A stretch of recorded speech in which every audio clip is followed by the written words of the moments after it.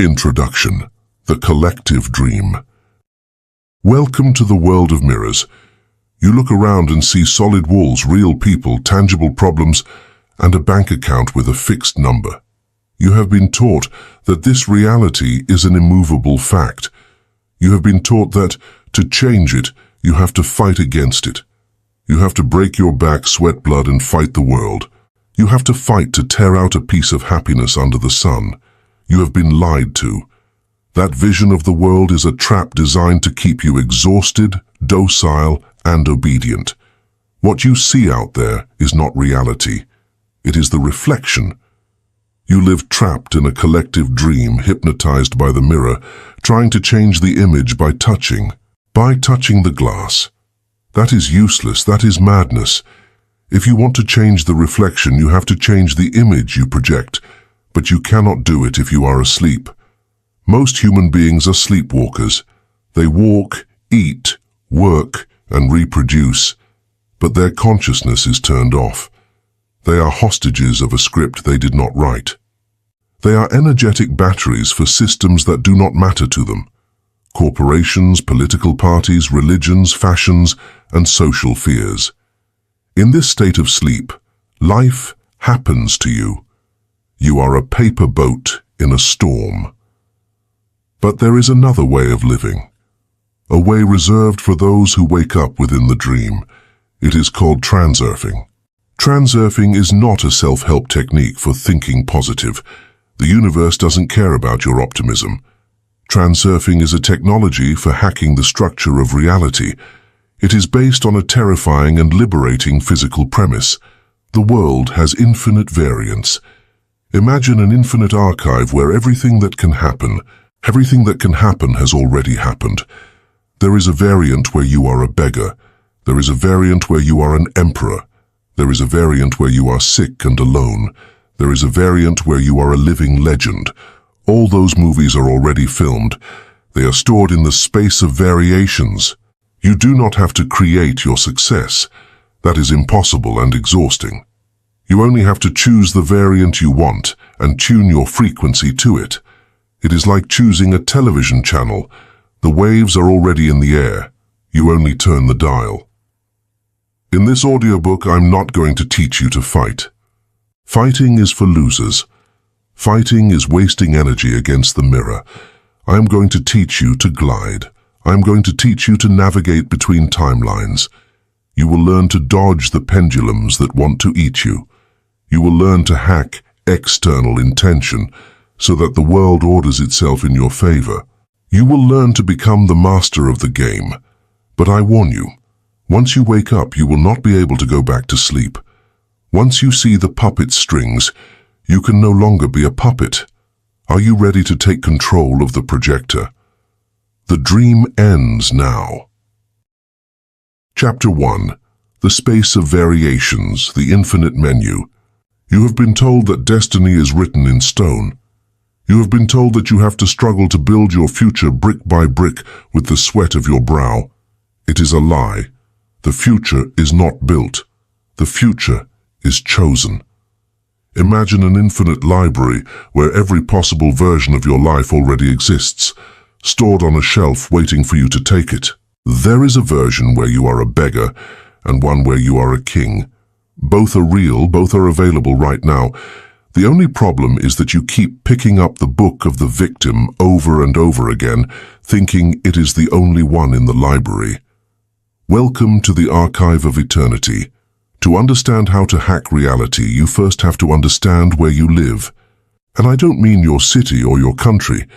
I mean the structure of the fabric of reality. Humanity lives under a temporal illusion. We perceive time as a straight line. Past no longer exists. Present exists. Future does not yet exist. We believe the world is being created as we move forward, like a video game rendering the map.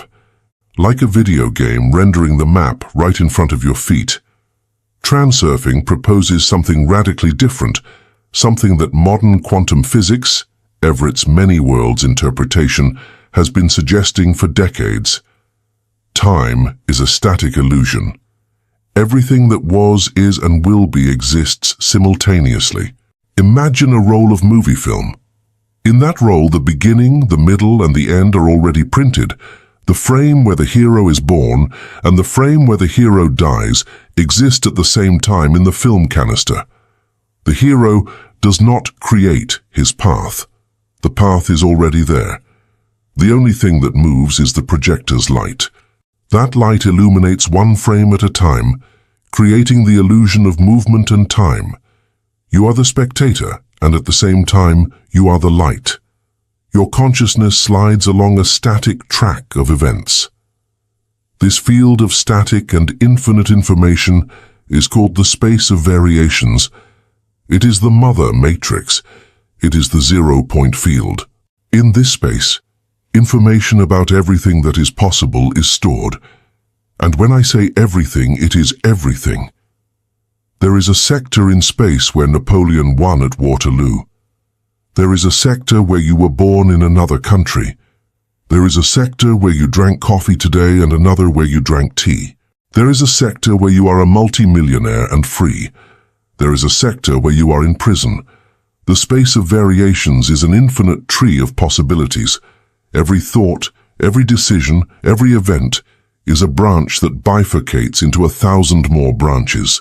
The great deception, creating versus choosing. This is where traditional self-help has failed you. They tell you, you have to create your reality. That sounds exhausting. It sounds like hard work. It sounds like you have to manufacture the bricks, mix the cement, and raise the wall. Transurfing tells you, create nothing, choose. Imagine you go to a giant supermarket. Do you start growing wheat, grinding it, baking bread, and packaging it? No. You go to the bread aisle, reach out your hand, and take it. The bread was already there. Someone, the space of variations, already created it. Your only job is to pay the price and take it with you. Reality works the same way. The version of you with the perfect body, the full bank account, and absolute peace of mind already exists. It is not a fantasy. It is a real energetic structure in the space of variations. It is gathering dust on a shelf in the universe because you haven't gone to look for it. You are stuck in the aisle of scarcity eating stale bread. You are complaining that there is no fresh bread, while 2 aisles over there is a banquet waiting for you. Your problem is not one of capacity, it is one of location. You are tuned to the wrong frequency. Terse sectors and lifelines. The space of variations is not a chaos, it has a structure. Possibilities are grouped into lifelines. Imagine an immense network of train tracks. You are on a train right now. That is your current lifeline. In this line, the script is more or less fixed. If you stay on this track, your future is predictable. You will continue in the same type of job, with the same type of salary, with the same health problems. You will grow old and die. Fortune tellers and futurists succeed because they read the track you are on. If you don't move, you will reach the station indicated on the ticket. But to the sides running parallel, there are other tracks. There is a track very close by where you earn 10% more. There is a track a little further away where you have your own business. There is a track very far away where you are a rock star. Nearby tracks have similar sets. Distant ones have totally different sets. The goal of transurfing is not to change the track you are on. The goal is to jump trains. It is to change lifelines. When you change to a favorable line, the script changes. The actors change. Luck changes. Suddenly, you encounter incredible coincidences. They are not miracles. You have simply switched to a track where success is the norm, not the exception. Third frequency emission, the radio dial. How do you jump trains? It is not with the body, it is with the mind. Your brain is a radio transmitter. Every thought you have emits an electromagnetic wave with a specific frequency. The fundamental law of transurfing is the energy of your thoughts materializes the sector of the space of variations that resonates with that frequency. If you emit the frequency, I hate my job, I'm tired, I have no money. That signal travels to the space of variations. It looks for the sectors that coincide with hate, tiredness, and poverty. It tunes into them, and boom. The projector of reality illuminates those sectors. The next day, more things happen to you that make you hate your job, get more tired, and lose money. You have anchored yourself to the negative lifeline. It is a hellish feedback loop. The mirror gives you back what you give it. You think you are reacting to reality. I am sad because I am poor. But in reality, you are creating reality. I am poor because I emit sadness.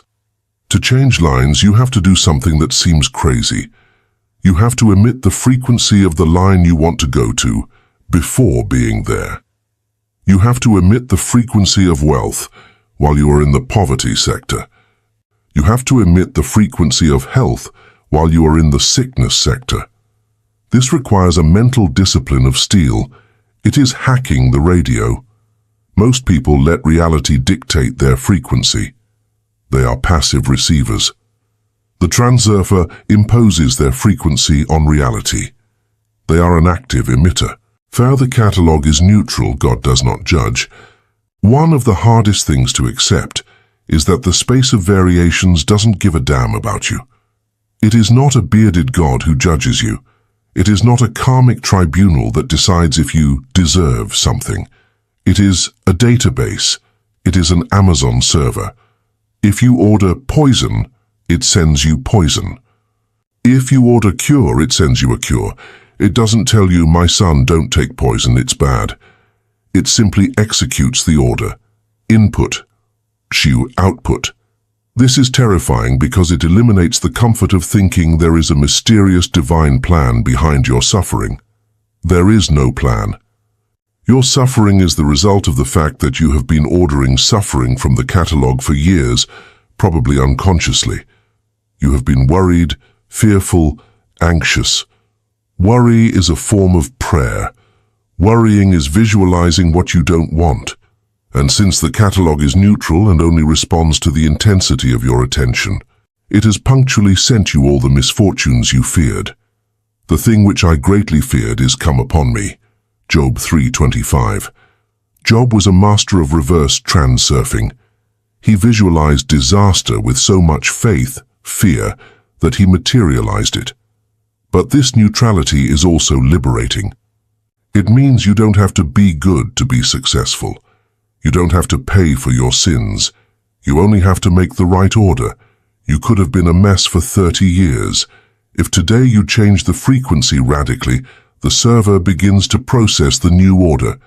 The past does not condemn you, because the past is just a lifeline you left. V-materialization, illuminating the sector. How does a possibility, smoke, become reality, matter? The process is physical. The space of variations is in complete darkness. It is latent potential. Your attention is a laser beam of light.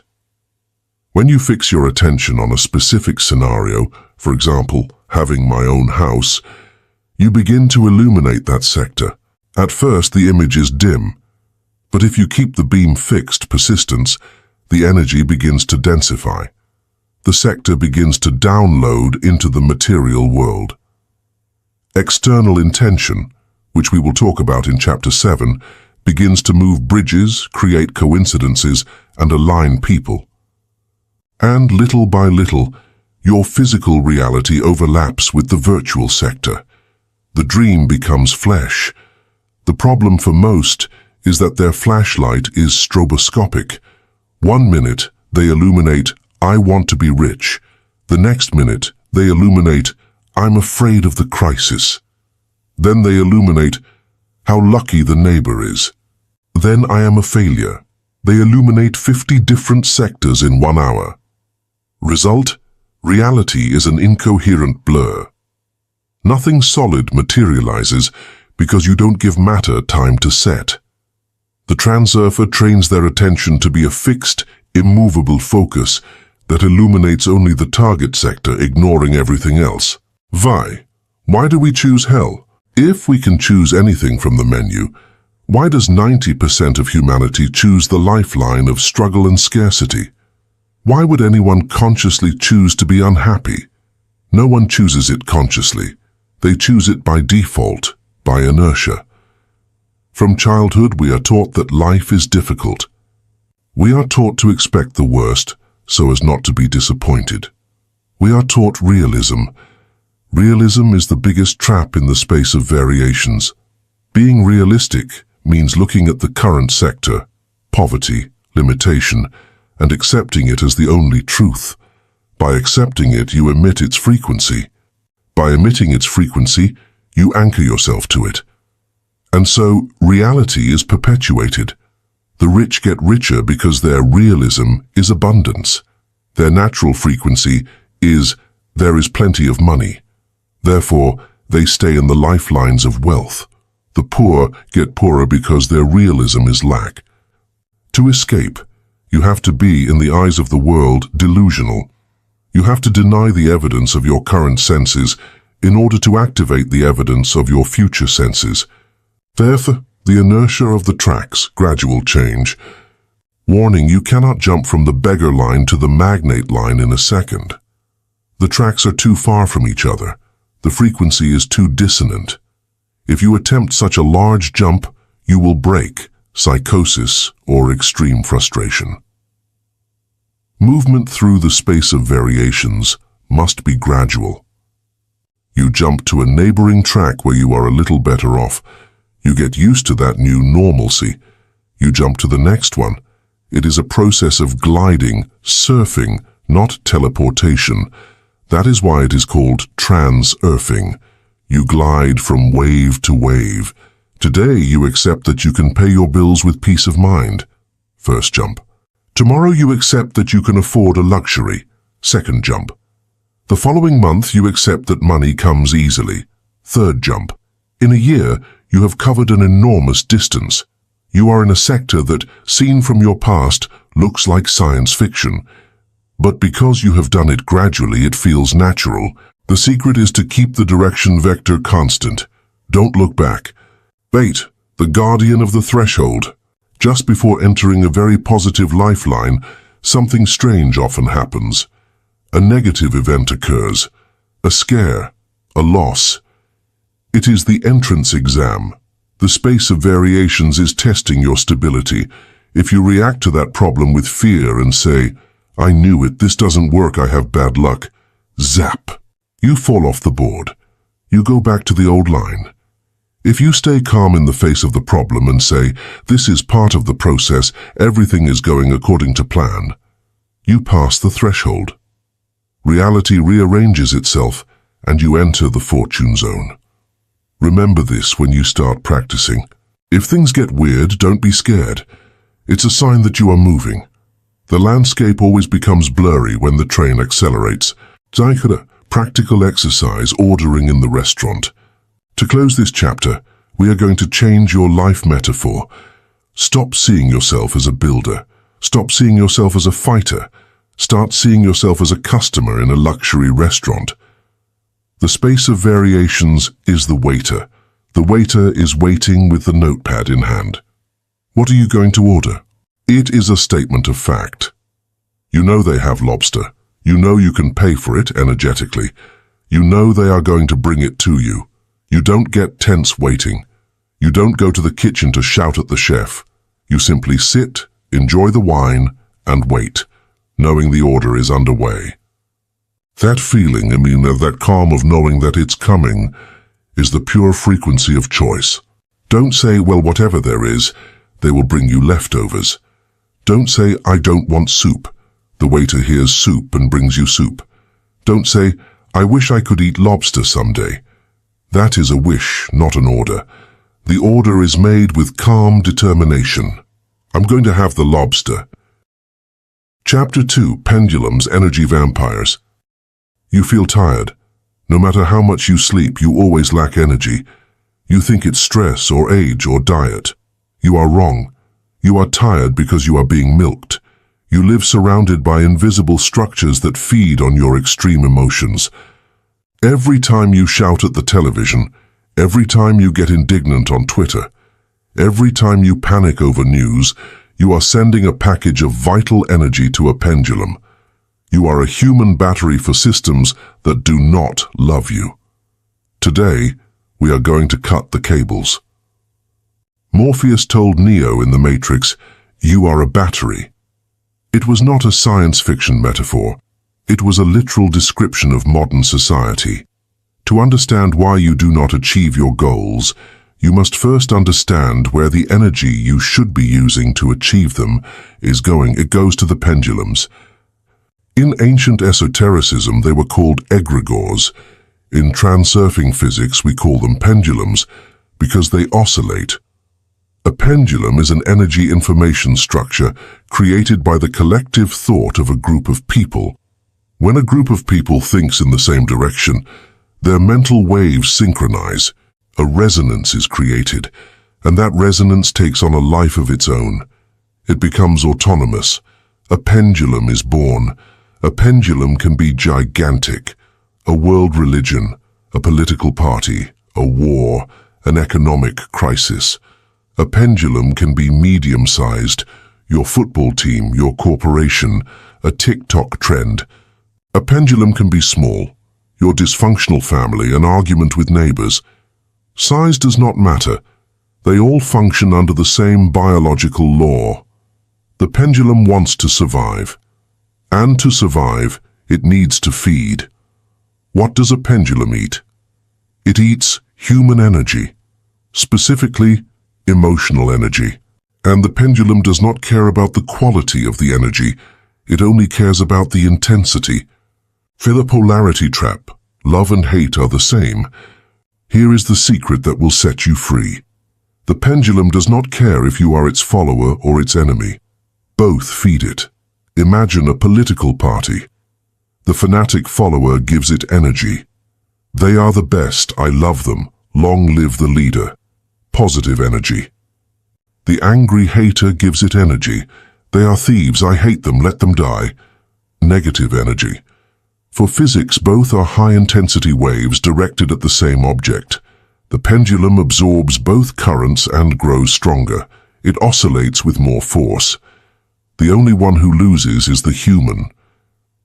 The follower loses their individuality and their energy defending the pendulum. The hater loses their peace of mind and their energy attacking the pendulum. The pendulum always wins. That is why the media, tools of the pendulums, always seek polarization. They want you to love or to hate. They do not want you to think. They do not want you to be indifferent. Indifference is the death of the pendulum. If no one pays attention to it, the pendulum stops, rusts, and dies. That is why the system does everything possible to hook you emotionally. Look what this politician said. Be outraged. Look at this tragedy. Be afraid. Look at this injustice. Shout. They are hooks. If you bite the hook, react emotionally, the pendulum has caught you. You have established an energy connection. You start vibrating at its frequency, and your energy flows toward it. How the pendulum provokes you. Pendulums are sophisticated predators. They know you won't give away your energy voluntarily all the time, so they provoke you. They hit you at your weak points. Fear. They scare you with news of pandemics, wars, or economic collapses. Fear is the tastiest energy for the darkest pendulums. It paralyzes your will and makes you dependent on the protective pendulum, the state, medicine, religion. Justice. They appeal to your sense of justice. They show you a video of someone doing something wrong so that you fill with righteous anger. You feel like a good person for being angry, but in reality, you are just being milked. Guilt. They make you feel guilty for not supporting the cause. If you don't put this flag in your profile, you are an accomplice. They force you to donate energy through social shame. Pride. We are the good guys, they are the bad guys. The pride of belonging is a powerful drug. Observe your day. How many times have you been angry about something that has nothing to do with you? How many times have you mentally argued with a stranger on the internet? How many times have you worried about news you cannot change? Each of those times, a pendulum touched your sensitive fiber, and you, like an obedient automaton, handed over your daily ration of energy.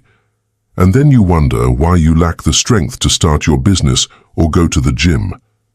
Because you have spent all your fuel feeding someone else's monsters. There's the battle of the pendulums war. Pendulums also fight among themselves.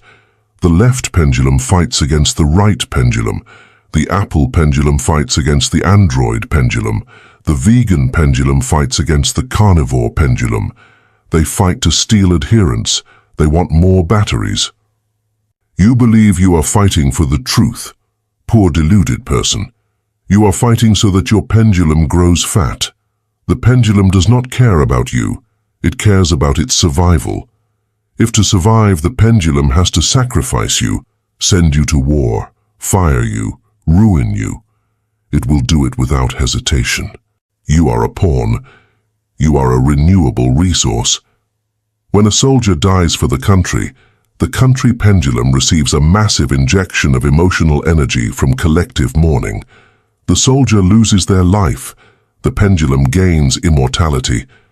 This sounds cynical. It is. Transurfing is not for idealists. It is for people who want to see the real mechanics of the world. Typhi escape strategy. 1. Failure of the struggle. So what do? Your first instinct will be to fight. I'm going to destroy this unjust system. Error. If you fight against a pendulum, you give it energy. The more you resist, the stronger it becomes. Look at the activists who dedicate their lives to fighting against something. They usually end up exhausted, bitter, sick, and poor. And the problem they were fighting against usually grows larger. You cannot put out a fire by throwing gasoline on it. You cannot destroy a pendulum by hating it. If you try to stop a swing by pushing against it, it will hit you and knock you down. To stop a swing, you have to stop pushing it. V escape strategy. 2. The void, ignore. The only way to defeat a pendulum is to ignore it. But it is not a passive or resentful ignorance. That is repression, and repression is also energy. It is a sovereign indifference. It is walking past the pendulum and not turning your head. It is seeing scandalous news and feeling nothing. Neither anger nor fear nor joy. Nothing. Void. It is like watching it rain. You do not get angry with the rain. You do not fight against the rain. You simply open your umbrella and keep walking. You accept that the rain exists, but you do not let it get you wet. You accept that pendulums exist. Politics, crisis, human stupidity. But you do not let them touch you emotionally. When you become transparent to the pendulum, it tries to provoke you. It will shout louder at you. It will tempt you. If you maintain the void, the pendulum gets bored. This human is broken. They do not emit energy. Let's find another one. And it leaves you in peace. Suddenly you find yourself free. You have time. You have mental clarity. You have plenty of energy. You have stepped out of the emotional matrix. Vi escape strategy. 3. Extinguish the pendulum. Humor. Sometimes you cannot ignore the pendulum because it is attacking you directly. Your boss shouts at you. A stranger insults you. A debt collector harasses you. If you stay quiet, they eat you. If you shout, you give them energy. What do? You use the technique of extinguishing the pendulum. It consists of reacting in an absurd or unexpected way. The pendulum has a script. Boss's script. I shout at you. You get scared or angry. I receive energy. If you break the script, the frequency collapses. The pendulum falls flat on its face. Example. The boss shouts, "You are useless, this is wrong." You, with a radiant smile, "Boss, you are absolutely right. Today I am especially clumsy. I think it's the alignment of Saturn. Do you want a coffee?" The boss is in shock. He expected fear. He received absurdity, humor. There is no resonance. He cannot absorb your energy. He remains confused and leaves. You have extinguished the attack. Humor, irony, and controlled madness are the best weapons against pendulums. Pendulums are very serious. Laughter disintegrates them because laughter is an uncontrollable vibration of freedom. 7. Rent yourself, the secret agent game. Many will say, but I have to work in a corporation, pendulum, to eat. I cannot ignore it. Correct. You do not have to go live in a cave. The transurfer lives in the world, but is not of the world. The technique is called renting yourself. Rent your body and professional mind to the pendulum. But never sell your soul. Go to work. Follow the pendulum's rules. Say what they want to hear. Dress like them. Play your role impeccably.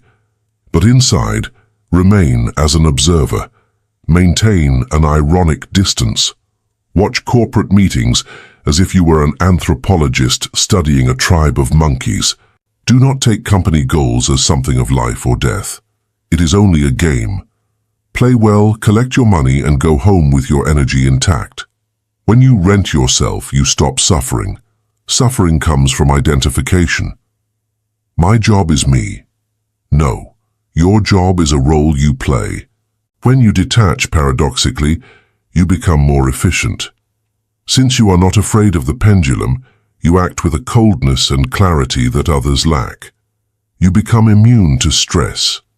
The pendulum will respect you more because pendulums secretly respect those they cannot control. They will see you as a favorite of the pendulum. They will promote you. And you will keep smiling, collecting the checks and using that money to build your own freedom, your own lifeline. Fate, your own pendulums, create versus follow. Can you create your own pendulum? Yes. When you create a company, a community, or a movement, you are creating a pendulum. If you are the leader, the pendulum feeds you at first.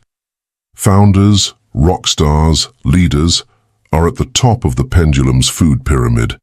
They receive the energy of fans. But be careful. If the pendulum grows a lot, it will take on a life of its own and may try to enslave its creator. Look at YouTubers or famous artists who become slaves to their audience. The pendulum, the fans, demands of them, do the same content as always. Do not change. Be what we want you to be. If the creator disobeys, the pendulum attacks. Cancellation. Even if you are the creator, maintain your distance. Never identify totally with your creation. Always maintain your individual sovereignty above the pendulum you have created. Psych, the frequency of freedom. How does it feel to be free of pendulums? It feels like a clean silence. You stop having noise in your head. You stop feeling that urgency to have an opinion on everything. You realize that 99% of the world's problems are not your problems. They are problems of the pendulums. Let them sort themselves out. You have only one mission, your own lifeline. You have to tend your garden. Your energy is limited. If you have 100 units of energy a day, are you going to spend 20 on politics, 20 on football, 20 on celebrity gossip, 20 on complaining about the weather? You have 20 left for your dream. It is not enough. You will fail. The transurfer withdraws all that investment. Politics, 0. Football, 0. Gossip, 0. Complaint, 0. They have 100 units left for their dream, their slide, their choice. With 100 units of concentrated energy, you are a laser. You cut through reality. You materialize fast. People will ask you, but didn't you hear about what happened in the news? You will say, no. They will say, you live in a bubble. You will think, yes, I live in my bubble of creation. While you live in the landfill of reaction. Chapter 3. Excess Potentials, the Physics of Equilibrium. There is a cruel law in the universe. If you desire something with desperation, it will flee from you. If you have an atrocious fear of something, it will happen to you. It is not that God is sadistic. It is that nature hates imbalances. When you give too much importance to something, be it money, love, or success, you create an energetic tension, an excess potential.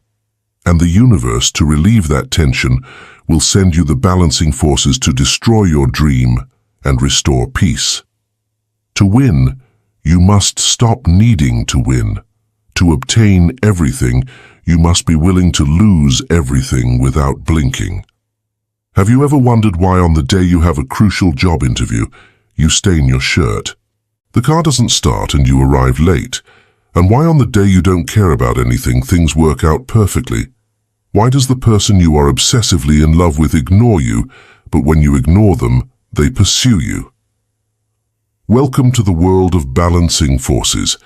We live in an energetic system that seeks stability, homeostasis, right now. Imagine atmospheric pressure. If there is high pressure in one place and low pressure in another, the air moves violently from one side to the other to equalize it. That is wind. In the world of mental energy, the same thing occurs. Your thoughts have weight. Your attention has pressure in your world today now. When you give an exaggerated importance to something, you are creating a zone of high pressure in the fabric of reality. You are energetically shouting, "This is vital. Without this, I die. This is the only thing that matters." You have created an excess potential. You have created a disturbance in the field right now today, in your life now. And reality, which seeks repose, will send a wind to eliminate that disturbance. And what is the fastest way to eliminate the tension of your obsessive desire? Simple. By taking away the object of desire. If you do not have the object, you can no longer obsess over it. The tension disappears. Equilibrium is restored today in your world now. You are devastated, yes, but the universe is at peace. The universe prefers to break your heart rather than maintain an energetic imbalance. By letting go of the desperate grip on your outcomes, you allow the natural flow of existence to move in your favor without the interference of these corrective forces in your existence today now. The anatomy of importance. The root of all failure in transurfing is not the lack of talent nor the lack of action. It is importance. Importance is the virus. There are two types of importance. 1. Internal importance. I am the center. It is the inflated or deflated ego. I am the best. I have to prove my worth. Superiority complex. Right now, today. I am trash. Nobody loves me. Inferiority complex. Both create excess potentials. If you believe you are very important, the universe will give you a blow of humility. It will make you trip in public. If you believe you are trash and hate yourself, the universe will confirm your vision so that you stop fighting against it today now. 2. External importance. The object is God. It is when you put something on a pedestal. That job is my only salvation. That woman, man is perfect. If they are not with me, my life has no meaning. If I don't get this money, I am finished. By idolizing the object, you create an energetic abyss between you and it right now today. You put it so high that it becomes unreachable, and the balancing forces will do everything possible to push it away, because your worship is distorting the field. The transurfer knows that nothing is important, and careful, nothing is important does not mean that you don't care about anything. That is apathy, depression today now. It means that nothing is critical. It means that you play the game of life with passion, but knowing it is just a game. If you win, great. If you lose, great. Tomorrow there will be another match. That lightness is what deactivates the balancing forces. By maintaining your equilibrium, you remain invisible to the winds of correction now. 2. Money. Why necessity repels wealth. Money is the energy most sensitive to excess potentials. Money is like a cat. If you run after it shouting, it flees. If you sit quietly and do your thing, it comes to rub against your leg. Poor people, in mind, charge money with a brutal importance. They spend the day thinking about the lack of money right now today in your life now. They suffer for every cent. That anguish creates a concrete wall around them. Necessity is a very specific frequency vibration. It is the frequency of absence. If you need money desperately, the universe reads, "The subject is vibrating in I don't have. Let's give him more I don't have to maintain coherence in your world now." Furthermore, desperation makes you clumsy. When you need to sell no matter what, the client smells it. They smell your fear, and fear kills the sale. When you need the job no matter what, the interviewer smells your anxiety, and they hire someone else who seemed more relaxed. To attract money, you have to treat it with respect today. Treat it with respect, but without worship. You have to take it down from the pedestal. It is paper. They are digits. It is a tool. The millionaire does not get nervous about $100. Neither should you.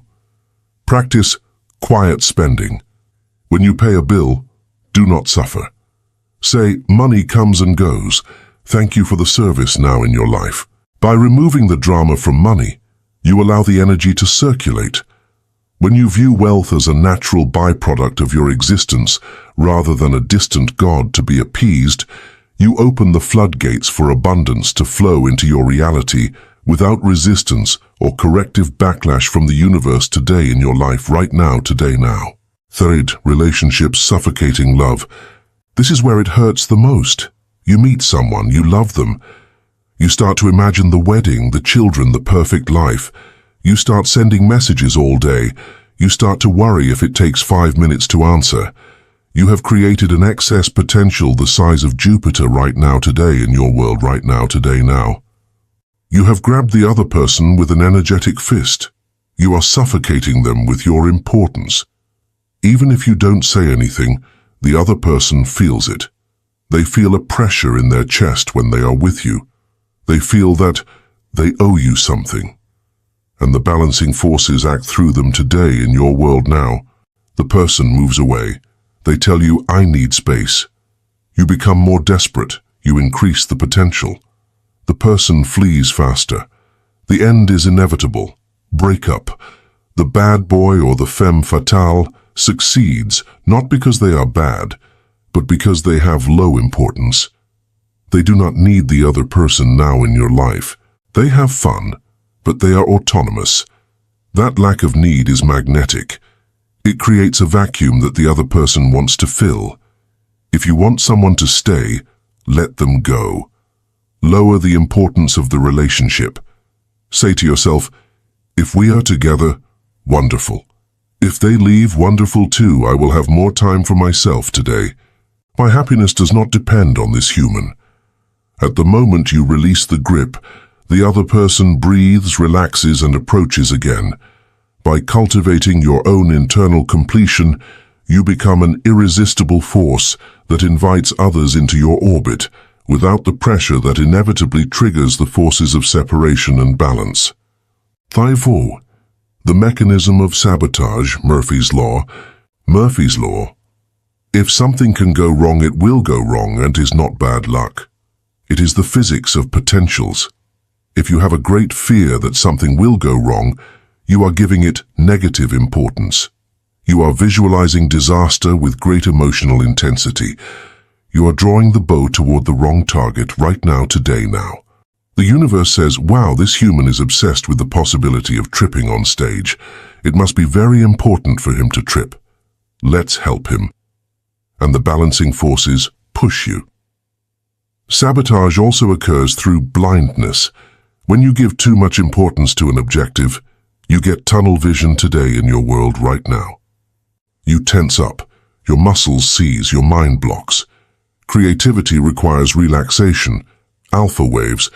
Obsession generates stress, high beta waves. In a state of stress, you make stupid decisions. You insult those you shouldn't. You forget keys. You make rookie mistakes. It is your own importance that has turned you into an idiot now. To perform at the highest level, flow, you have to act as if the result did not matter. Look at surgeons or fighter pilots. In life or death situations, they are the coolest people in the room. They have reduced the importance in order to operate. If they thought, my God, if I cut here, he die, their hand would shake now in your life. They dissociate. Cut here, sew there, done. That coolness saves lives. By mimicking this professional detachment in your own endeavors, you bypass the psychological friction of over-importance, allowing your skills and intuition to manifest with the lethal precision required for consistent victory in the field of play today. The solution, cool action. So how do we desire something without giving it importance? How do we work hard without obsessing? The key lies in separating desire from intention. 1. Desire is passive and anxious. I hope it happens. I am afraid it won't happen. High importance. 2. Intention is active and calm. I am going to do it. It is a fact now. Low importance. The perfect metaphor is going to get the mail from the mailbox. When you go to the mailbox, do you kneel and pray that there is mail? No. Are you afraid of not being able to open the mailbox? No. Do you jump with hysterical joy if there is a letter? No. Do you commit suicide if the mailbox is empty? No today in your life. You simply go, you walk, you open, you take, you return. It is a pure action, without emotional residues. That is transurfing. You have to go look for your first $1 million with the same attitude with which you go to look for the mail. I'm going to make the calls, I'm going to close the deals, I'm going to collect now. It's what needs to be done. It is inevitable. No drama, no euphoria, no fear, just movement. People confuse passion with hysteria. You can be passionate in execution, but cold in attachment to the result. Be a sniper. The sniper does not hate the target. He does not love the target right now today in your life now. He simply adjusts the sight, controls his breathing and fires.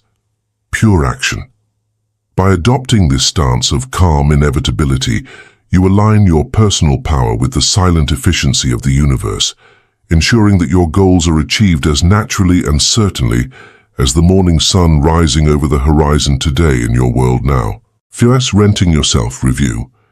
Let's remember the concept from the previous chapter, renting yourself.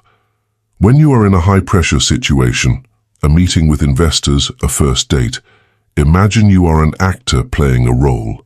You are the director. Your body is the actor. The director is calm, observing from the outside today in your world right now today. He gives instructions to the actor. Smile now, shake hands, shut up and listen. If the actor makes a mistake, it doesn't matter, it's a movie. This slight dissociation lowers the importance immediately. It takes away the weight of being you and gives you the freedom to play the role now in your life now. By lowering the importance, your natural charisma, which was blocked by fear, is released and flows. You become charming because you have become light. By separating your essential self from the performance, you gain the immunity of the spectator while enjoying the results of the master player on the stage of life today. Thus, accepting defeat in advance, the life insurance. Here you have the most potent technique to kill importance instantly. Before any important event, perform this exercise. 1. Imagine the worst possible scenario. Visualize that you fail resoundingly, that you are rejected, that you lose the money. 2. Accept it today in your world right now, today now. Say, well, if this happens, I won't die. I'll do plan B, I'll survive, the world will keep turning. Once you have accepted defeat and have a plan B, turn your attention back to success. What did you just do? You have deactivated fear. Fear feeds on resistance to failure right now today in your life now. If you accept failure, fear has no fuel. You have put on a psychological safety net. Now you can walk the tightrope without trembling because you know that if you fall, there is a net. And paradoxically, as you no longer tremble, you don't fall. The warrior who enters battle accepting that he is already dead now, he is the fiercest because he has nothing to lose. Live your life like that warrior. Consider that you have already lost everything. Now, everything you win is pure gain. Play with the house's money. By surrendering the fear of loss, you become an unstoppable force that the universe no longer needs to balance today. Fate, guilt as excess potential. Guilt is a form of internal importance. I am bad. I must be punished. It is inverted arrogance. You believe your mistakes are so important that the universe must stop to punish you. By feeling guilt, you invoke the manipulative pendulums and the balancing forces today in your world right now, today now. They will give you the punishment you ask for. For the transurfer, guilt is a useless luxury. If you were wrong, correct it. Ask for forgiveness if necessary. Repair the damage and move on. Do not flagellate yourself. Self-flagellation is narcissism. Look at me, how much I suffer for my mistake right now today. Nobody cares. Clean up and advance. The lack of guilt makes you light, and lightness allows you to navigate. By refusing to dwell in the heavy density of regret, you maintain the high vibrational state required to glide between timelines, ensuring that your past never becomes an anchor that drags your future now. Tighter money loves silence. Another way to create excess potential is to brag. When you brag about your success, your money, or your plans, you are creating a pressure. You are seeking the envy or admiration of others. That external attention charges your objective with dense energy. And envy is a balancing force right now, today now. Envious people unconsciously wish for you to fall to equalize the scale so that you are no more than them. Do not give them that power. Be a silent millionaire. Be a discreet winner. Do not tell your plans until they are done.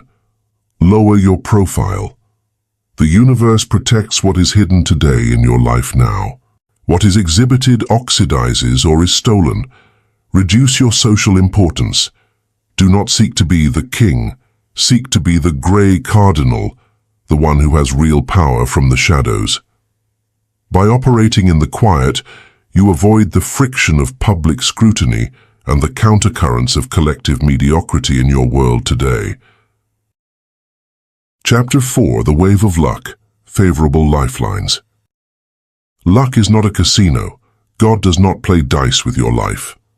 What we call luck is simply the kinetic impulse generated when your mental frequency perfectly fits a favorable lifeline. It is like a wave in the ocean. It is an accumulation of energy traveling in one direction. If you swim against it, it drowns you. If you ignore it, it passes under you. But if you learn to recognize it when it is just a small ripple and you ride it, it will take you further in a month than you have advanced in 10 years of struggle. Stop rowing. Start surfing. Have you ever had a streak? It starts with something small. You find a bill on the ground. Then you get to work and they congratulate you. In the afternoon, you meet someone interesting. The next day, you close a deal. You feel invincible. You feel like you have the Midas touch. Everything flows. The traffic light is always green. And then something happens. Bad news, a fear, a doubt. And the streak is cut. You go back to gray normalcy. What was that? Was it a planetary alignment? Was it coincidence? No. It was that accidentally you got on a wave of luck. In the space of variations, lifelines are not all equal. There are swamp lines, slow, dense, problematic, and there are fast lines, fluid, lucky, rich. These fast lines usually group together. They form currents. When your energy tunes into one of these currents, you enter resonance. Reality catches you and pushes you forward. Effort disappears. Results multiply. It is momentum. The problem is that most people get on the wave by accident and get off out of stupidity. They don't know how to stay there. They believe it's too good to be true. They get scared, they lower their vibration, and they fall off the board. Today, we are going to learn the engineering of the wave. We are going to learn how to provoke luck, how to ride it, and most importantly, how to never get off. At the principle of positive resonance. The universe works by echoes. If you shout into a canyon, the canyon returns your voice. If you emit positivity, not fake optimism, but genuine recognition of the good, the space of variations returns more of the same. The wave of luck is formed from a positive feedback loop. Observation. You see something good. even if it's tiny. Emission: you are sincerely happy. You give thanks. Response: the mirror of reality receives that frequency and searches the archive. User wants good things, sending more. Materialization: something a little better happens to you. Reinforcement: you rejoice more. Explosion: the wave grows until it becomes a tsunami of success. Most people do the opposite. They see something bad. They complain. The mirror sends more problems. They complain more. Tsunami of shit. To get on the wave of luck, you have to hack the first step. You have to become a sniper of the good. Ters the gold seeker, filtering reality. Imagine you are a gold seeker in the 19th century. You are in the river with your pan pulling out tons of mud and sand. 99% is mud. Problems, irrelevant news, annoying people. But suddenly, a glint, a tiny gold nugget. What do? Do you stay looking at the mud and crying because there is so much mud? No. You shout with joy, grab the nugget, clean it and save it. You focus totally on the gold. The mud doesn't matter to you. It is only the means to find the gold. In your daily life, you have to do the same. Your day is full of mud, traffic, boring emails, ugly weather. But always there are gold nuggets. A coffee that tastes good, a smile from a stranger, a song you like on the radio, a client who pays on time. Your mission as a transurfer is to ignore the mud and celebrate the nugget. When you focus on the nugget, you give it energy, positive importance. And according to transurfing physics, what you focus on expands. By celebrating small victories, you are calling for big victories. You are tuning the radio to the frequency of the wave. At first it seems forced, but after a few days, you will notice that more nuggets appear, and bigger ones. Suddenly, you find entire veins of gold. You have changed your lifeline. 30. The prohibition of bad news. If you want to stay on the wave, you have to protect your mind as if it were a sterile laboratory. A single virus can ruin the experiment. Bad news are viruses designed by the pendulums to pull you off the wave. If you are in a streak of luck and suddenly you see the news and get indignant, if you get indignant with politics or scared by a distant war, you cut the connection. Your frequency plummets. You go from vibrating in abundance to vibrating in fear. The wave of luck passes over you and tosses you around. You fall to the bottom. And then you say, "How unlucky I am." No. You have poor mental hygiene. You ate the garbage that the pendulum threw at you. The transurfer's rule is strict. Do not let in negative information. If it does not directly affect you or your family, ignore it. It is not your problem. It sounds selfish. It is. But you cannot help anyone if you are stuck in the mud with them. To save those who are drowning, you have to be in the boat, not in the water. Stay on the wave. Stay informed just enough to operate, but emotionally armored. Every time you reject bad news, you don't react. You save energy that the wave uses to propel you faster. 5e, the bluebird, the signal of the beginning. In transurfing, we speak of the bluebird as a symbol of the wave of luck. Sometimes the wave does not start with money or material success. It starts with a feeling of lightness. You wake up and feel good for no reason. The air smells fresh. You feel optimistic. That is the bluebird, blue. The wave is brushing against you. At that moment, you have a critical choice. A. Think. How strange. Surely something bad will happen later. Loser's habit. B. Think. Aha, here it is. The wave has arrived. I'm getting on. Transurfer's habit. You have to grab that feeling. Cling to it. Feed it. Tell yourself, today is a great day. Everything is going well for me. Although your logical mind says nothing has changed, your soul knows that the frequency has changed. If you hold that vibration of lightness for a few hours, you will begin to see the physical manifestations. Matter is slow, energy is fast. First comes the feeling, the bird, then comes the event, the wave. Do not scare away the bird with your cynical doubts. Be tactical gratitude, not mystical. Forget the religious gratitude of giving thanks for being good. Let's talk about tactical gratitude. Gratitude is an engineering tool for fixing coordinates. When something good happens to you and you say thank you, feeling it, you are driving a stake into that lifeline. You are saying to the space of variations, here, I want to stay here, I like this. You are saving the game. If you do not give thanks, if you take the good for granted, you do not fix the coordinate. Reality becomes slippery, and you can slide back to worse lines.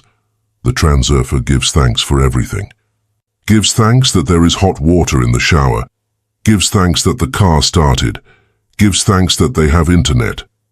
By doing so, they are constantly confirming, my life is comfortable, my life works, my life is abundant. And the mirror responds, confirmed, your life is abundant, and it gives you more. It is impossible to be on a wave of luck and be ungrateful. They are incompatible frequencies. Complaining lowers you. Gratitude raises you. It is elevator mechanics. Face surfing the chaos, the Aikido of reality. What happens if you're on the wave and a setback occurs? Do you get off? No, you do Aikido. You use the force of the blow to propel yourself. If something goes wrong while you are on a streak, immediately assume it is for the best. This is the hidden benefit. Lost the flight? Great, surely that plane will be delayed, or I'll meet someone important on the next one. You were fired. Perfect, it's the kick I needed to start my company. The wave is freeing me from a burden. This attitude confuses the universe, in a good way. Normally, a negative event generates a negative frequency. But you, by reacting positively to a negative event, break the causal logic. You transform the energy of the problem into fuel for your wave. You become anti-fragile. The more problems life throws at you, the stronger you become, because you know how to alchemize everything into luck. In the end, the universe gets tired of testing you and simply gives you what you want, because it knows you're going to win anyway. This human is crazy. They turn trash into gold. Let them pass. Zeus, the inertia of the wave, momentum. Once the wave picks up speed, you enter what athletes call the zone or flow. Things happen without effort. Your job is not to obstruct. Many, when things go too well for them, sabotage themselves. Imposter syndrome enters. I don't deserve this. It's too easy. Surely there's a catch. That is your ego trying to retake control. The ego hates that things are easy, because if they are easy, he is not the hero. The ego wants struggle, blood, and drama to feel important. The wave is easy. You have to tell your ego, shut up and enjoy the ride. Get used to the good. Normalize success. If you are too surprised by your success, you are saying that it doesn't belong to you. Act as if it were normal. Of course I earn money. Of course they love me. It is my natural habitat. That quiet arrogance keeps the wave stable. Reiki, the compound effect of luck. The wave of luck works with compound interest. At first, the benefits are small, but if you stay on the favorable line for months, the benefits become exponential. You go from finding $10 to finding the opportunity of your life. You go from a day without traffic to a life of total freedom. The key is consistency. You cannot be a weekend transurfer. You cannot look for gold on Sunday and eat mud on Monday. You have to maintain the discipline of attention every day. It is a lifestyle. Living on the wave means living in a state of permanent positive expectation. You always expect the best to happen, not from naivety, but from the knowledge that you control the projector. If you expect the best, you illuminate the best sector. If you expect problems, you illuminate the problems sector. What are you going to illuminate today? Giant luck contagion, neural networks. Luck is contagious. Favorable lifelines cross with those of other lucky people. If you want to get on a wave, get close to someone who is already on one. Hang out with winners. Hang out with happy people. Not to envy them, that lowers you, but to resonate with them. Grab the edge of their wave. Feel their frequency. How do they speak? How do they walk? How do they react to problems? Copy them. Absorb their wake, and flee from the jinxes, the gloomy ones, and the professional victims. They are in downward whirlpools. If you approach to save them without being strong enough, they will drag you down. Remember, you are the average of the 5 frequencies you interact with most. Practical exercise, the Victory Journal. To hack your brain and force it to see the wave, you are going to start a log. Every night before sleeping, write 5 victories of the day. They don't have to be big. The coffee was delicious. I arrived on time. I laughed at a video. I had an interesting idea. I took a nap. By writing it down, you are reprogramming your reticular activating system, RAS. You are telling your brain, hey, look what a successful life I have. Look how many good things happen to me. Your brain, which is a pattern-seeking machine, will say, it's true, we are lucky. And the next day, it will look for more evidence that you are lucky to confirm the new belief. You will start to see gold everywhere. The wave will grow under your feet while you sleep. Chapter 5, Induced Transition, the Spiral of Hell. It all begins with something silly. You spill coffee on your shirt, you get angry. You leave the house vibrating with rage. 10 minutes later, traffic is horrible. You get angrier. You arrive late and your boss yells at you. You feel humiliated. In the afternoon, you fight with your partner. At night, your head hurts and you think, what a shitty day. It wasn't a shitty day, it was an induced transition. You turned a coffee stain into a Greek tragedy. You let yourself be dragged by an energetic funnel that sucked you from a neutral lifeline to a catastrophic one. Today you will learn to stop before falling into the abyss. Life is not static, it is a flow. And in the space of variations there are upward currents, waves of luck as we saw in the previous chapter, and downward currents. Downward currents are dangerous because they work with the force of gravity. Falling is easier than rising. Destroying is faster than building. Panic is more automatic than remaining calm. The concept of induced transition explains why misfortunes never come alone. They always come in herds. When it rains, it pours. Misfortunes link together. Why? Is the universe cruel? No, it is fluid mechanics. An induced transition is an involuntary slide toward a negative sector of reality. It doesn't happen all at once. It happens in a spiral. It starts soft. A small negative event touches you. It is the hook. If you bite the hook, react emotionally, the event pulls you toward a slightly worse lifeline. In that new line, events are denser. Something worse happens. You react with more force, fear, anger, depression. That reaction emits a frequency that pulls you to an even worse line. And so you keep spinning in circles, going down the cosmic toilet until you hit rock bottom. Illness, bankruptcy, loneliness. The terrifying thing is that you are the engine that drives the spiral. Without your emotional reaction, the spiral would stop. The spiral would stop at the first event. You are the fuel of your own hell. Anatomy of a disaster. The snowball effect. Let's analyze the physics of collapse step by step. Imagine you are walking on a tightrope, your normal lifeline. Suddenly, a gust of wind pushes you, an external negative event, an unexpected bill, a criticism, a physical pain. In that precise millisecond, you have 2 options. 1. Maintain balance. Ignore. Accept. You stay on the rope. Get scared and wave your arms. Negative reaction. You lose your center of gravity. Most people choose option 2. They react with negativity. Negativity is a very specific resonance frequency. It is dense, sticky, and low. By emitting negativity, you immediately tune into the sectors of the space of variations, where there are more reasons to be negative. It is as if on YouTube you click on a video of car accidents. The algorithm starts recommending only accident videos. Your reaction is the click. Reality is the algorithm. By focusing on the bad, you tell the universe, I want more of this, and the universe obeys. It sends you the next disaster. You say, see, I knew something bad was going to happen, and with that confirmation you sink further. It is an accelerated self-fulfilling prophecy.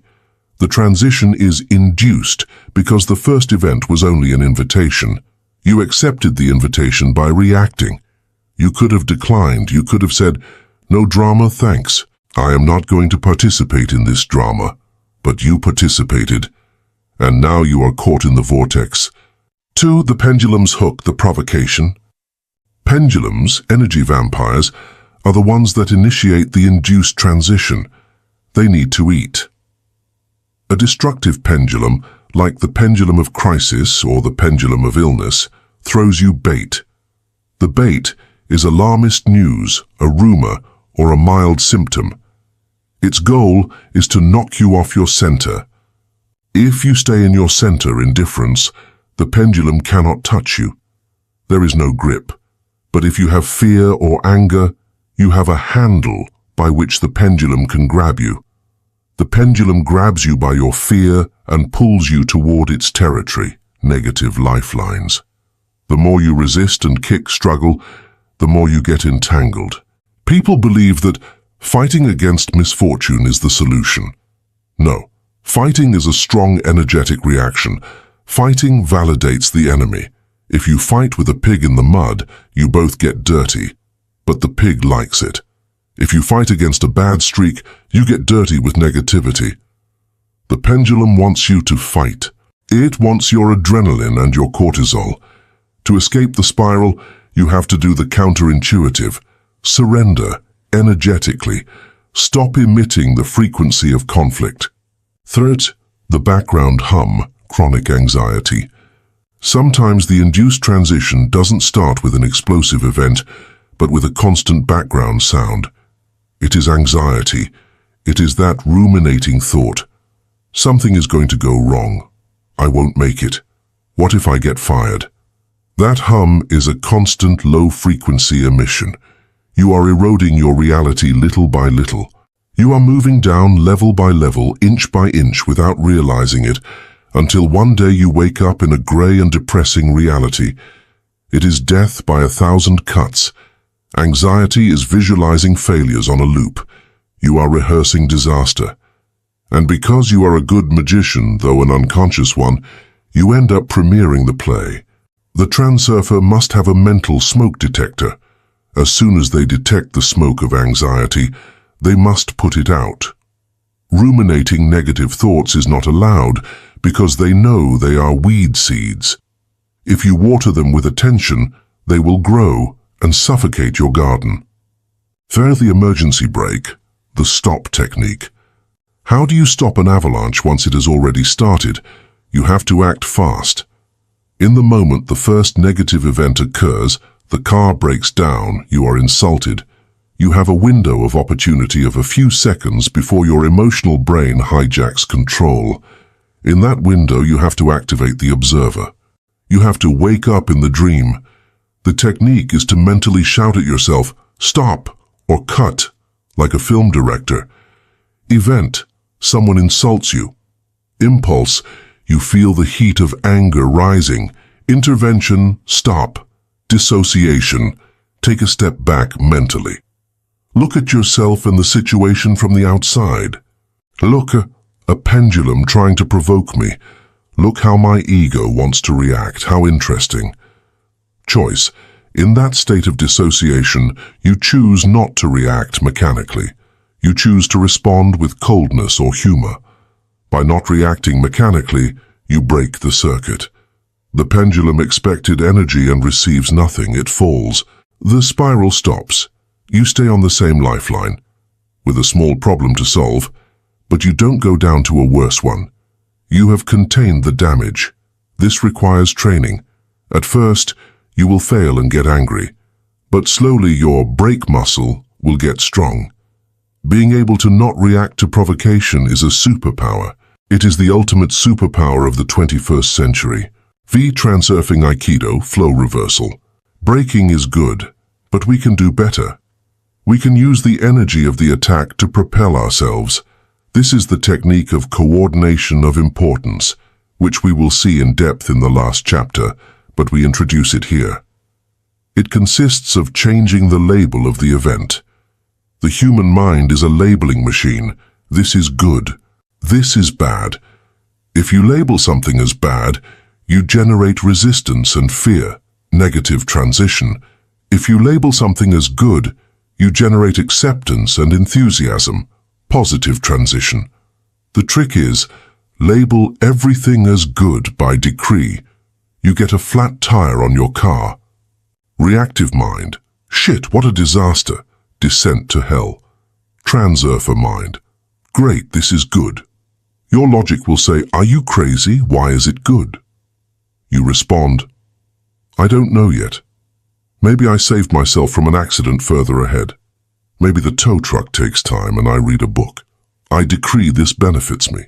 By declaring that the event is positive, you change your frequency emission. And here comes the physical magic. Since you are emitting a positive frequency, you force the space of variations to move you to a lifeline where that event has positive consequences. You literally change the end of the movie.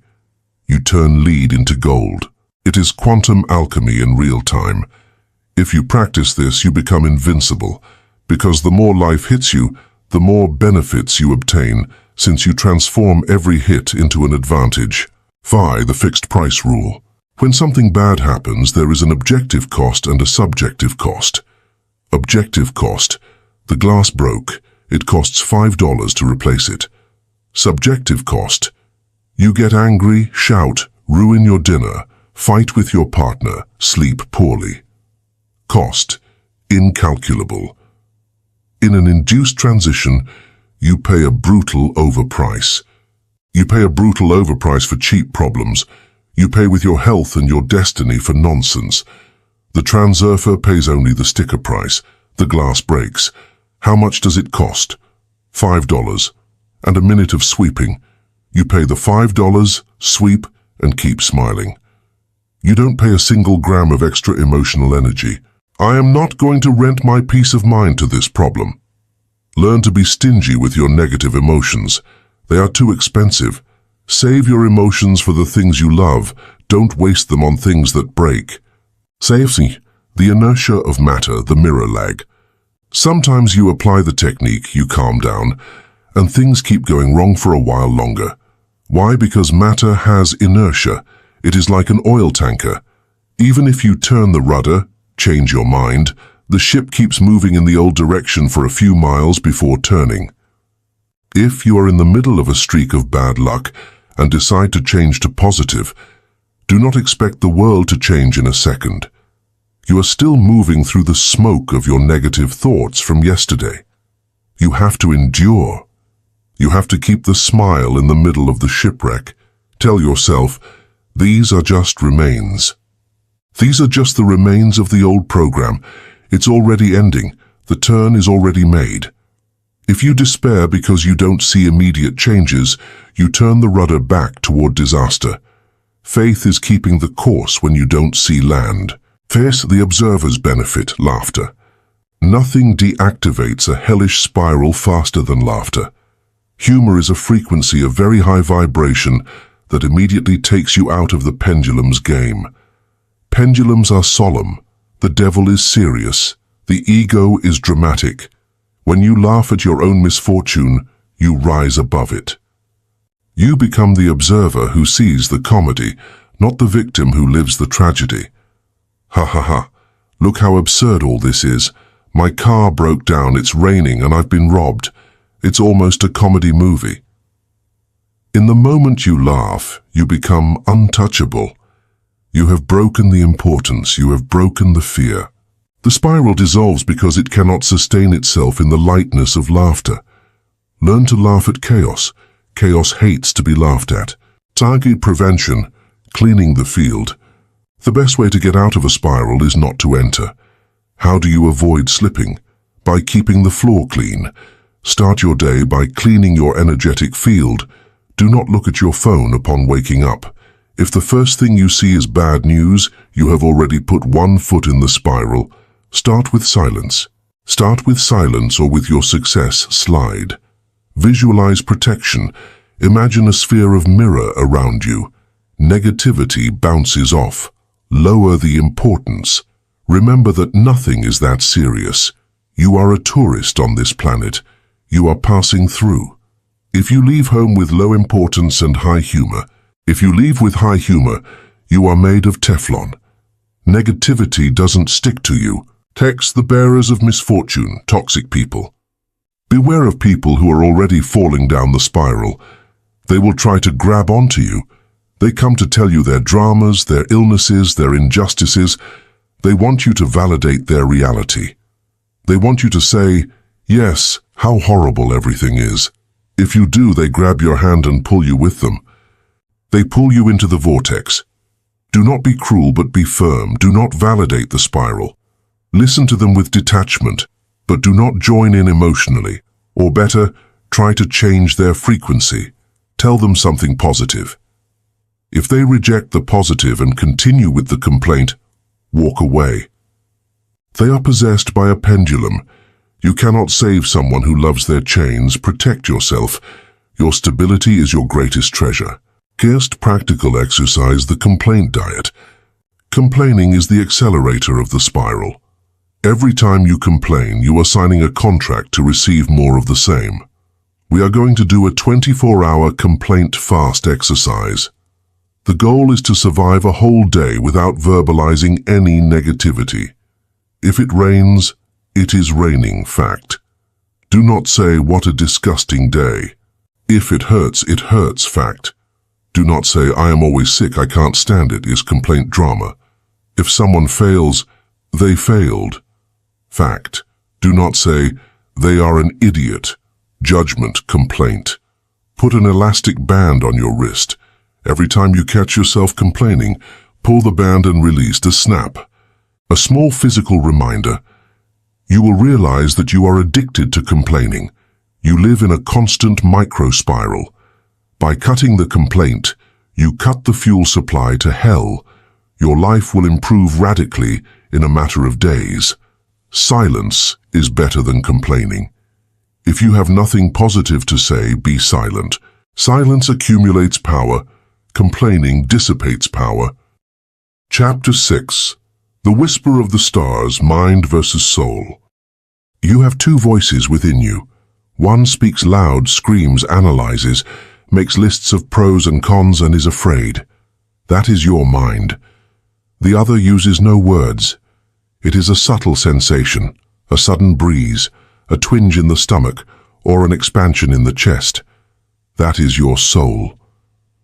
The mind thinks it knows where it is going, but it is blind. It only has the map of the past. The soul sees the future because it lives connected to the eternal archive. The problem with your life is that you have let the blind man drive the car while you gag the seer in the trunk.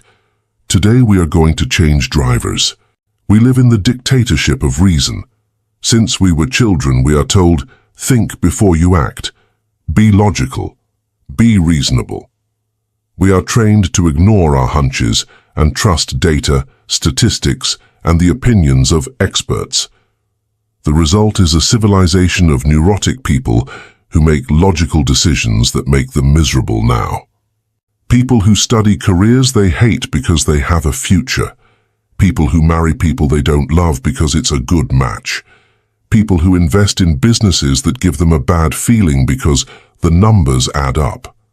In transurfing, the mind, reason, has a role, but it is a secondary role. The mind is a data processing tool. It is a magnificent calculator. But a calculator cannot have vision. A calculator cannot dream. The mind operates solely with the data it already knows, the past. It cannot conceive anything truly new. It can only reorganize old bricks to build new walls today in your world now. That is why when you try to think your way to success, you often crash. The mind takes you through beaten paths, paths of others, paths of pendulums. The soul, the subconscious, the higher self, is different. The soul does not think, it knows. The soul has direct access to the information field of the space of variations. The soul can see the sector where your success is and the sector where your failure is. She does not need to analyze, she simply feels the resonance. When the soul tries to warn you of a danger, she does not send you an email. She sends you a sensation, a discomfort, a heaviness today in your world right now, today now. Zealand calls this subtle communication the whisper of the morning stars. It is a very quiet voice, almost imperceptible, that gets drowned out by the deafening noise of the logical mind. I must do it. It's an opportunity. Everyone is doing it. Your mission as a transurfer is to lower the volume of the mind now. I, the mind, the lawyer of fear. The mind is a biological survival mechanism. Its primary function is not to make you happy, it is to keep you alive. That is why the mind is paranoid by design. The mind hates the unknown. The unknown is dangerous. When you propose a big dream, a new lifeline, the mind panics in your life right now today. What if you fail? What if you run out of money? What if they laugh at you? The mind starts building catastrophic scenarios. And worst of all, by visualizing them in such detail, it helps to materialize them. The mind is an expert at finding problems where there are none. It is the devil's advocate living in your head now, but the mind has a fatal flaw. It is blind to variance. The mind believes the future is a linear extrapolation of the past. It believes that if today is Tuesday, tomorrow will be Wednesday. It does not understand that tomorrow you could jump to a dimension where it is Sunday today in your world right now, today now. The mind tells you, to be rich you have to work hard because that's what I saw Dad do. The soul knows that there are variants where money arrives easily and with joy. But the mind blocks that possibility because it is not logical. Common sense is simply the collection of collective prejudices today in your world now. The transurfing requires you to lose common sense to gain intuitive sense. By stepping beyond the rigid boundaries of logic, you allow yourself to perceive the hidden shortcuts and miraculous opportunities that only the soul can recognize in the vast field of infinite possibilities today in your life right now today. 2. The soul, the emotional compass. The soul does not speak Spanish or English. It speaks in the language of emotional comfort. Its binary code is very simple. Emotional comfort. Yes. You feel lightness, calm enthusiasm, expansion, certainty, peace, subtle joy. It feels like home. Emotional discomfort. No. You feel heaviness right now today. You feel contraction in the stomach. Background anxiety, persistent doubt, the need to convince yourself. It feels alien. When you are faced with a decision, your soul reacts instantly. It is the first millisecond. That first impression is the truth. Then, half a second later, the mind enters and starts covering it up now. Argument. Yes, I feel a twinge in the stomach with this guy, but he is rich, handsome, and my friends say he's great. And so, you ignore the soul. You marry the guy. And 3 years later, you are in a hell saying, I knew it. From the first day I felt something strange. Yes, you knew it today in your life now. The soul screamed it to you in its own way. But you chose to listen to the logic of the social pendulum. By ignoring your internal truth, you tethered yourself to a script that was never meant for you, sacrificing your peace for the fragile approval of an external world that cannot feel what your heart knows today now. 3. The algorithm of truth. How to distinguish the whisper of the soul from the noise of the mind. Here you have the golden rule of transurfing. If you have to convince yourself, the answer is no. Read that again. Brand it into your fire. The soul does not need to convince anyone. The soul knows in your world today, right now, today, now. When something is really for you, your door, your lifeline, you don't need arguments, you simply want it. It attracts you like a magnet. You may be afraid of how to do it, but the what is indubitable.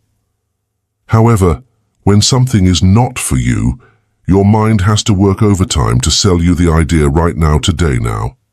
I should accept this job because it pays well and because it's nearby and because the moment you start making lists of pros and cons, you have already lost. If you have to look for pros, it's because the soul has already said no, and the mind is trying to negotiate today in your world right now, today, now. The truly correct choice feels obvious. It feels like, of course it's this, I don't know how to explain it, but it's this. By honoring this immediate knowing, you bypass the exhaustive mental cycles that lead to stagnation, allowing the natural force of your destiny to carry you forward with effortless grace now. Foreign goals, the trap of the pendulums. The greatest cause of unhappiness is pursuing foreign goals. Goals imposed by the pendulums. You have to be famous. You have to be thin. You have to have a degree. You have to have the latest iPhone. The mind buys these goals because it seeks approval and security today in your world right now, today, now. The mind thinks, if I get that, I will be happy and they will respect me. Then you strive, you struggle, you suffer, you use willpower, and when you finally reach the goal, you feel empty. Is this all? Have I suffered so much for this? You have climbed the ladder of success only to realize it was leaning now. It was leaning against the wrong wall. The soul didn't want that. The soul was bored all the way. And worst of all, since the soul didn't support the goal, external intention, the magic of the universe, didn't work. You had to do it all with your own limited energy, internal intention. It was a path of torture today now. A foreign goal has these characteristics. It is imposed by fashion or prestige. The path toward it is a constant struggle. You have to force yourself to work on it. You feel anxiety about the result, not pleasure in the process. By pursuing what belongs to others, you starve your own essence of the joy of creation now. Your door and your goal, the path of the heart. Transurfing teaches that every person has their own goal and their own door. The goal, what you want to achieve, your unique fulfillment. The door, the specific path to get there. When you find your goal, the soul sings. You feel an explosion of energy. You feel you could do it for free now in your life. You feel that time flies, and most magical. When you pursue your goal through your door, no one can compete with you. In your own path, there is no competition. You are unique. In foreign goals, competition is fierce because all the sheep are trying to enter through the same narrow door today in your world now, through the same narrow door of standard success. In your door, it is only you. And since soul and mind are aligned, external intention is activated. The universe rolls out the red carpet. Things turn out too easy. People will say, how lucky you are. You will know it is not luck, it is unity now. It is the nuclear power that is released when the driver, mind, and the navigator, soul, agree on the destination.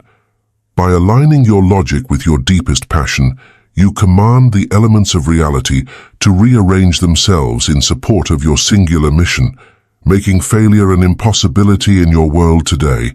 See how to hear the whisper amidst the noise. The modern problem is noise.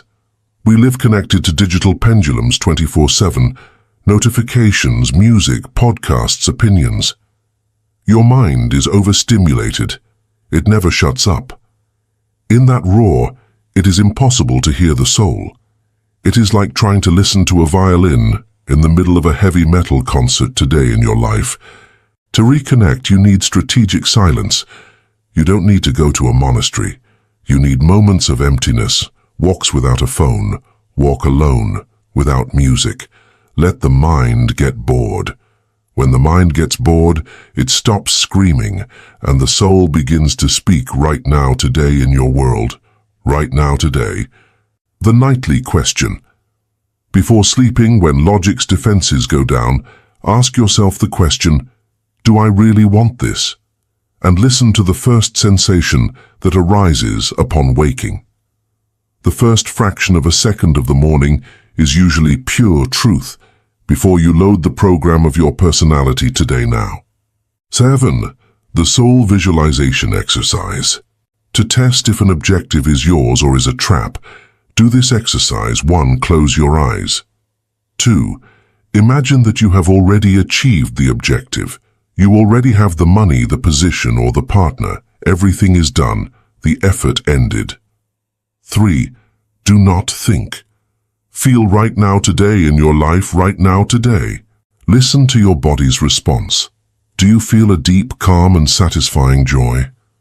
Green light. It is your goal. Do you feel a hysterical but ephemeral excitement, or do you feel indifference? Or do you feel a heavy burden, fear of losing it, fear of responsibility? Red or amber light. Be careful today now. It may be a goal of the ego. The soul does not know hysteria. Hysteria belongs to the mind, ego. The soul knows fulfillment.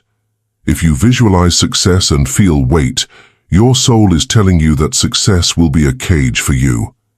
Heed the warning. By listening to your body, you protect your future from false triumphs. Evita, the tyranny of the how. This is where the mind usually kills the soul's dreams. The soul says, I want to travel the world. The mind immediately jumps in. Impossible. You have no money. How are you going to pay for it? What will you do with work? It's crazy. The mind becomes obsessed with the how today in your world now. And since it doesn't see a clear how at this moment, it blocks the desire. Transurfing rule. The how is not your business. The how is the business of the space of variations, external intention. Your job is to define the what, the goal, and maintain the vibration of having it right now today. The how will appear along the way. If you allow the mind to demand seeing the whole path before taking the first step, you will never move. You have to educate your mind. Tell it, calm down. I know you don't see the solution now, but trust the soul. We are going to set the goal and move our feet now. The path will appear. When the mind accepts letting go of control of the how, it relaxes. And curiously, when the mind relaxes, it starts to see solutions that it didn't see before. It becomes a creative ally instead of a fearful censor.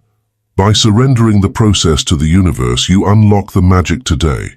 Tailed unity of soul and mind, the magician state. The ultimate state of the transurfer is called unity of soul and mind. It is when 1. The soul wants, genuine desire. 2. The mind allows, faith, acceptance. Normally they are decoupled. Soul wants, mind fears. Blockage, mind wants money, soul indifferent. Sterile effort, now. Soul and mind fear together. Instant materialization of disaster. Yes, negative unity is very common. When you have a horrible premonition, soul, and your logic tells you that everything is going to go wrong, mind, you unite in fear and create the catastrophe very quickly today in your life now.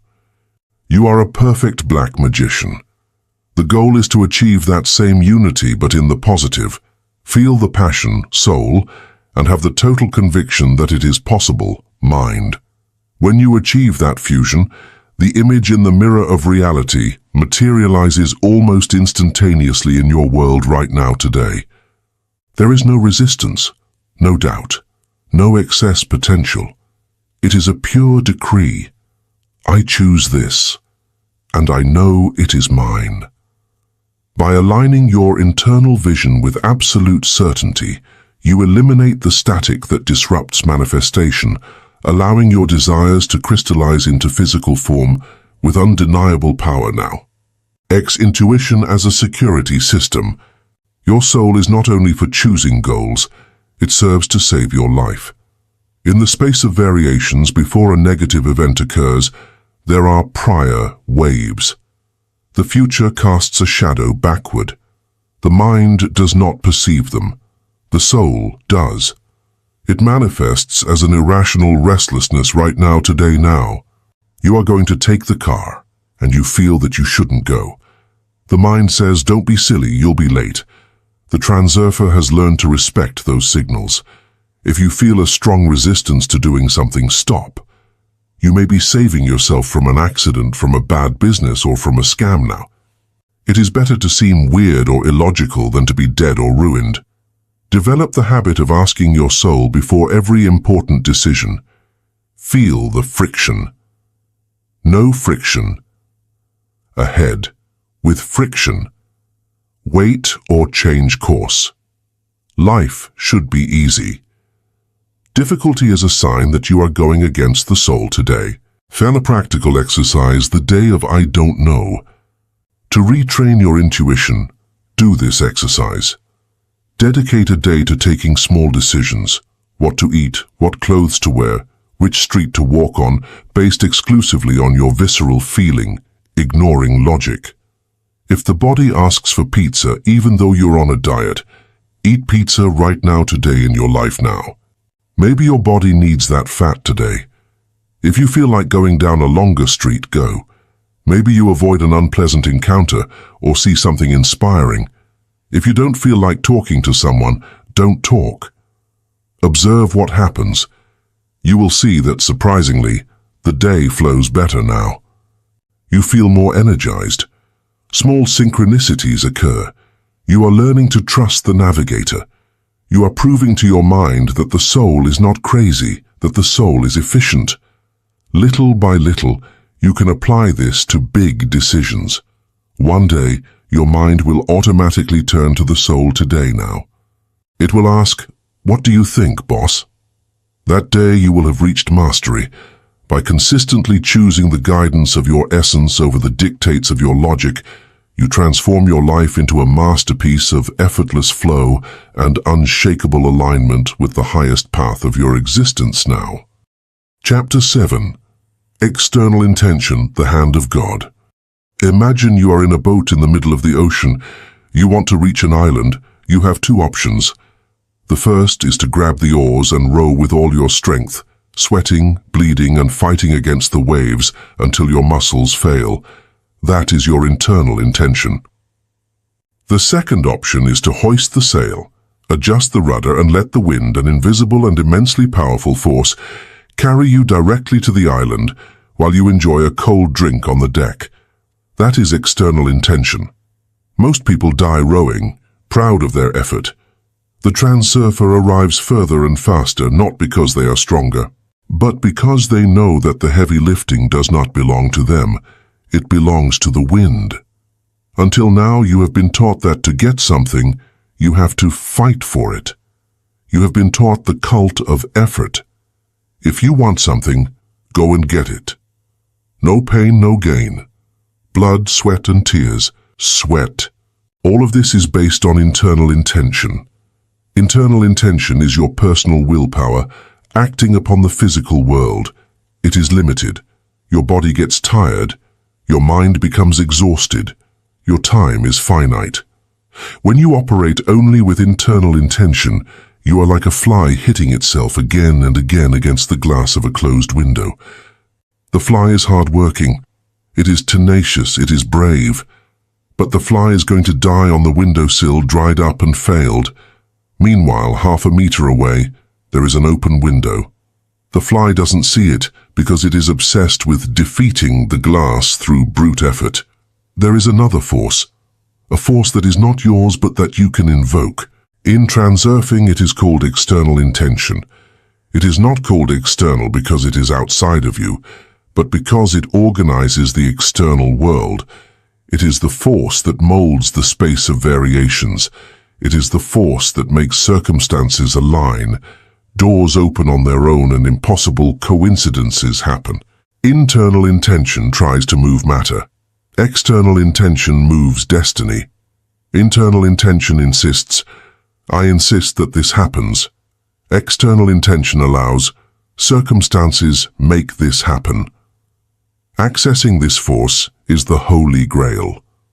Great leaders, geniuses, and billionaires who seem to have the magic touch are connected to it. They don't work harder than you. In fact, they often work less.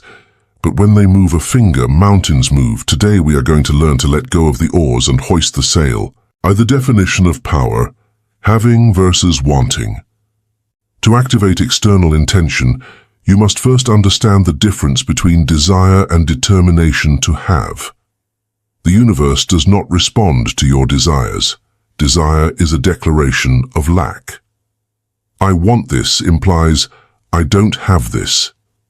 Additionally, desire is usually accompanied by anxiety. I want it so much it hurts. That tension, excess potential, blocks external intention. The wind does not blow if there is static tension. External intention is activated with the determination to have. It is a cold, calm state without doubts. It is the attitude of someone going to the newsstand to buy the paper. You don't desire the newspaper madly. You don't doubt if they will sell you the paper. You don't kneel to pray to get the newspaper. You simply go and have it. It is a fait accompli before it happens. That quiet certainty is the language of external intention. When you look at your goal, being rich, finding a partner, with that same owner's coldness, external intention awakens. The universe says, this human is not asking for permission. This human is taking what is theirs. Make way. 2. The mechanism, the unity of soul and mind. How do you flip the switch? We already saw it in the previous chapter, unity of soul and mind. External intention is the resonance that occurs when your subconscious, soul, and your conscious, mind, vibrate at the same frequency. If your mind says, I want to be rich, and your soul says, yes, I love the idea of wealth, it feels good and fun, and there is no fear, no guilt, no hidden doubts, then a perfect coherent wave is formed. That wave is an administrator command for the matrix. External intention is the automatic response of the matrix to that command. The problem is that we are almost always misaligned. The mind wants money, but the soul feels guilt. Money is bad, or fear, it will be too much responsibility. That dissonance is noise. The command does not arrive. External intention is not activated. To invoke the hand of God, you have to clean your desires. You have to find goals that your soul approves with enthusiasm and your mind accepts with faith. When you find that, you feel a sense of inevitability. It's going to happen. I don't know how, but it's going to happen. It's impossible for it not to happen. That is the state of absolute power. 30. Moving the world, not the objects. Internal intention tries to change the world by manipulating objects and people. I am going to convince this client. I am going to force my son to study. I am going to work 14 hours. It is exhausting and generates resistance. The world resists being pushed. External intention does not push anything. External intention chooses a scenario where the result is already done. Instead of struggling to get hired, external intention moves you to a lifeline where they are looking for you desperately. Instead of chasing money, it moves you to a line where money flows toward you. The metaphor is the mirror. If you want to comb your hair, you don't touch your reflection in the mirror. Internal intention. You comb yourself and the reflection obeys automatically. External intention. You change your mental slide, your internal image, and external intention rearranges physical reality to match the image. It looks like magic, but it is physics. Reality is a plastic material that molds to the cast of your energy, provided the cast is stable, without doubts. 5. The world takes care of you, the supreme decree. For external intention to work in your favor, you have to change your relationship with the universe. Most people see the universe as a hostile or difficult place. Life is a struggle. Nobody gives you anything for free. If that is your belief, the mirror will reflect exactly that. A world full of obstacles and enemies. The transurfer adopts an axiomatic belief, an unquestionable truth. My world takes care of me. Or, the universe conspires in my favor. Repeat it until you believe it. Imagine the universe is a giant, powerful, and benevolent butler whose only mission is to make your life easier. If you miss the bus, the universe is taking care of you. It saved you from something or brings you a better one. If you get fired, the universe is taking care of you. It moves you to a better job. If you succeed, the universe is giving you gifts. When you live with this reverse paranoia, you activate external intention constantly. Every time you confirm, "See, the world takes care of me," you fix that reality. And the world, which is an obedient mirror, is forced to take care of you more and more to prove you right. It reaches a point where you become the darling of destiny. Things come to you so easily it's scary. People will envy you. Tú solo sonríe. You just smile. You know it isn't luck, it is external intention activated by trust. Letting go of control to gain control. This is the most difficult paradox for the logical mind. For external intention to work, you have to let go of control of the script. The mind wants to control every step. First, I will do A, then B, then C. But the mind is limited. Its plan is usually mediocre and full of obstacles. External intention has access to infinite tracks. It knows shortcuts you can't even imagine. If you cling to your plan, you block the shortcuts of external intention. You tell the universe, "No, I don't want your help. I want to do it my hard way." The transurfer does something bold. They let go of the oars. They define the destination, the what. But they let go of control over the path, the how. They allow the current to carry them. This does not mean being passive and lying on the couch.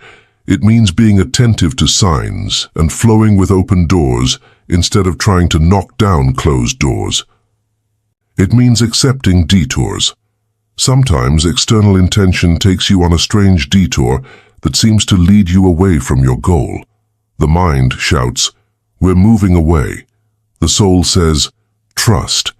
And it turns out that detour avoided a cliff and took you to a secret shortcut. Trust the current. The current is smarter than you. Fast green lights, synchronicity. How do you know if external intention is working? Through synchronicity. Things start to fit together with mathematical precision.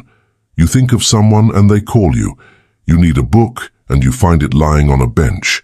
You reach the traffic light and it turns green just in time.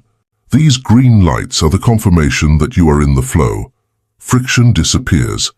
If you are struggling constantly, if everything is problems, obstacles, and bureaucracy, it is a clear sign you are operating only with internal intention. You are going against the current. Stop. Lower the importance. Realign soul and mind, and wait for the wind to blow again. There is no point in rowing against a hurricane. 7. Faith versus knowledge. Religions ask for faith.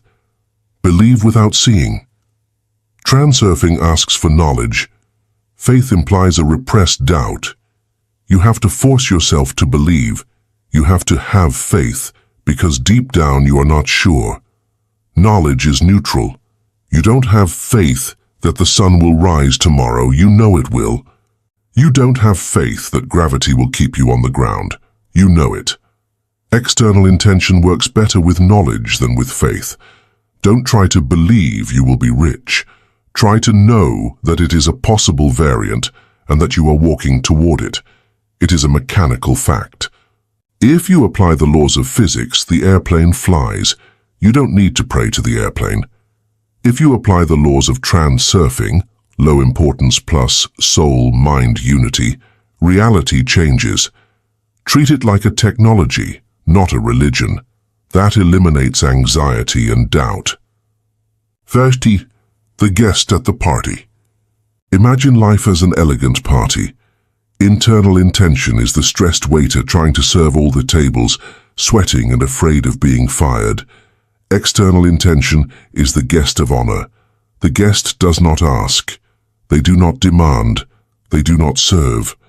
They simply raise their hand and someone brings them a drink. They walk and people step aside.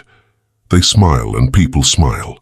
They behave with dignity, knowing they are welcome, that they deserve to be there, and that everything is arranged for their pleasure. Adopt the attitude of the guest. Stop behaving like the stressed employee of your own life. Behave like the owner. The owner does not shout. The owner whispers and silence falls. External intention is that whisper of natural authority. Why does it fail? The fear block. If this is so powerful, why doesn't it work for everyone? Because of fear. Fear is inverted external intention. When you have intense fear that something will happen, e.g., I'm afraid I'll be robbed, you are uniting soul and mind in a perfect visualization of the robbery. Mind imagines the robbery. Soul feels the terror of the robbery. Perfect unity. Result: external intention brings the thief to you. Most people use the hand of God to strangle themselves. They are master magicians of misfortune. To use it in your favor, you have to lose the fear. And to lose the fear, you need the life insurance we saw in Chapter 3. Accepting defeat in advance and having a plan B. Only when you are not afraid to lose do you gain the power to win. X practice, awakening the force in the small. Don't try to use external intention to win the lottery tomorrow. It's too much weight for your current level of faith. Start with trivial things. Parking. Before arriving, visualize the free spot. Feel the calm certainty. There is a spot for me. Don't desire it. Know it. Transport. The bus arrives now. Shopping. There will be no line at the register. Play with reality. When you see that it works, and you will be startled by how well it works, your confidence will grow.